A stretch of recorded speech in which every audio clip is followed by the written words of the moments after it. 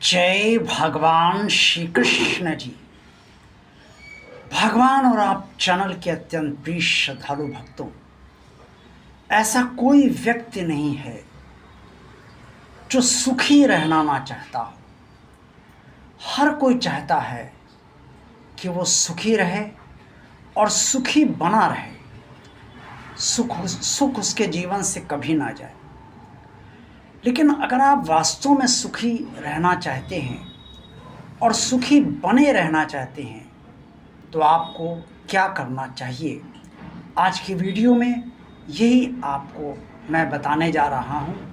आप बिना स्किप किए हुए वीडियो देखिए, तभी आप पूरी तरीके से समझ पाएंगे कि इस जीवन में आप सुखी किस तरह से रह सकते हैं। सबसे पहला काम आप ये कीजिए कि आपके जीवन के जितने भी दुख हैं उन्हें आप इग्नोर कीजिए, अर्थात उनके प्रति लापरवाही बरतिए। अब आपको ये बात अच्छी नहीं लगेगी और आप ये सोचेंगे कि जब दुख हैं तो मैं उन्हें कैसे इग्नोर कर दूं, लापरवाही बरतूंगा, दुख और नहीं बढ़ जाएंगे और फिर दुखों से मैं कैसे पीछा छुड़ा सकता हूं। दुख है तो भावना भी प्रभावित होगी और दिमाग भी अशांत रहेगा। तो ये तो मैं गलत कह रहा हूँ आपसे, लेकिन मैं क्यों कह रहा हूँ ये बात भी ध्यान से सुन लीजिए।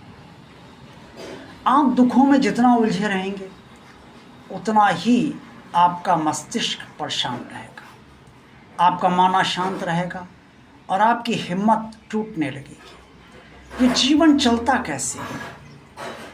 मस्तिष्क की शांति से, और मस्तिष्क स्थिर हो, मन शांत हो, और जब ये दोनों की स्थितियां ठीक होंगी तभी तो हमारी हिम्मत बंधेगी। अगर हम मन से बहुत परेशान हैं, मन बहुत अशांत है, बुद्धि भ्रमित है, क्या करें क्या ना करें, कहाँ मर जाएं जाके, क्या कर लें, ये सब बातें बुद्धि आपको सोच दे रही है तो आपकी हिम्मत तो ऐसे ही टूटने लगेगी। इसलिए किसी भी प्रकार से कम आप घबराएं, इस बात की कोशिश आपको बराबर करनी चाहिए। इसी हिम्मत से काम लें। दुखों को इग्नोर करने का मतलब मेरा ये है कि आप हिम्मत से काम लें, यथासंभव अपने मस्तिष्क को स्थिर रखने का प्रयास करें। नकारात्मक विचार जब भी आएँ तो उन्हें सकारात्मक में बदलने का प्रयास करें और तभी मन आपका शांत रह पाएगा। और मन को खुद ही समझाने का प्रयास करें कि भाई दुख को तो जीवन का साथी है, आज आया है कल चला जाएगा, परेशान नहीं हो मेरे मन। और दूसरा सूत्र क्या है सुखी रहने का? दूसरा सूत्र जो सबसे बड़ा सूत्र है वो ये है कि आपका भगवान। दुख तो भगवान के जीवन में भी आए। जब भगवान ने अवतार लिया तब उनके दुख आए। चाहे श्री राम का अवतार हो, चाहे भगवान कृष्ण का अवतार हो, चाहे कोई भी अवतार रहा हो, कहीं ना कहीं ईश्वर ने अपने हर अवतार में दुख, कष्ट और भावनात्मक जो है कष्ट अवश्य झेला है, सहन किया है। तो जब भगवान ने सहन करा, भगवान के अवतारों ने सहन करा, तो फिर हम तो मनुष्य हैं, हमें तो सहन करना ही पड़ेगा। तो अब लेकिन आप अपने भगवान पर विश्वास रखिए और भगवान आपका कार्य पूरी तरीके से करेगा, इस पर विश्वास रखिए। दुख का समय है, वो समय तो नहीं ख़त्म कर देगा।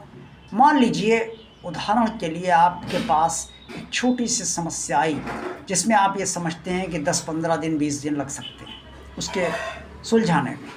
अब 10-15-20 दिन जब तक आपकी समस्या नहीं सुलझती आप उलझते रहते हैं। अब भगवान 20 दिन तो कम नहीं करेगा, लेकिन इन 20 दिनों में आपको ढांढस देता रहेगा, आपकी समस्या को और उलझने नहीं देगा और आपकी हिम्मत को वो बनाए रखेगा, आपके आत्मबल को कमज़ोर नहीं होने देगा और आपके भीतर आत्मविश्वास को बढ़ाएगा और अपना सानिध्य प्रदान करेगा। उसके सानिध्य से आपका मस्तिष्क सकारात्मक विचार सोचेगा और मन नकारात्मक ऊर्जा से भरा नहीं रहेगा, सकारात्मक ऊर्जा मन के अंदर रहेगी। तो इन सब से फ़ायदा ये होता है कि आप उसको दुख को आप इग्नोर करते हुए सुखी रहने का प्रयास करते। और तीसरा अंतिम सूत्र ये है कि आप यथासंभव इस बात का ध्यान बराबर रखें कि दुख से जितना हम घबराएंगे, जितना डरेंगे, ये उतना ही घबराएगा, हमें घबराने देगा और उतना ही डराएगा। आप किसी इंसान को देखिए, आप जिस इंसान से डरते हैं वो इंसान आपको और डराता है, आपके डर का फ़ायदा उठाता है। यही ठीक इससे दुख की भी है। वो तो आपको घबराने आए ही है, वो तो आपका मानसिक संतुलन बिगाड़ने आए ही है, वो तो आपके मस्तिष्क को तबाह कर देना चाहता है और आपको नकारात्मक ऊर्जा से भर देना चाहता है। तो दुख की ये चाल है, इस चाल को आप समझिए और इन सब बातों को इसको समझते हुए आप दुख को हमेशा इग्नोर करेंगे। जितना इग्नोर करेंगे और इन सब सूत्रों का पालन करेंगे तो आप दुख में भी सुखी रहेंगे, और जब सुख आएगा तब तो कोई बात ही नहीं, सुखी तो आप रहेंगे। मेरी राय में आपको इन सब का पालन अवश्य करना चाहिए। बाकी आप मुझसे बेहतर समझते हैं, जो आप उचित समझिए अपने लिए वो अवश्य कीजिए। आज का वीडियो आपको अच्छा लगा तो इसे लाइक अवश्य कीजिएगा। भगवान और आप चैनल का सब्सक्राइब नहीं किया, सब्सक्राइब अवश्य कर दीजिएगा। भगवान का कार्य इसे आगे बढ़ाइए। इस चैनल को ज़्यादा से ज़्यादा लोगों को शेयर कीजिए और इस वीडियो को भी शेयर कीजिए। कमेंट्स आप जो भी करना चाहें इस वीडियो के बारे में और चैनल के बारे में अवश्य कीजिए। आप सभी का दिन शुभ हो। जय भगवान श्री कृष्ण जी।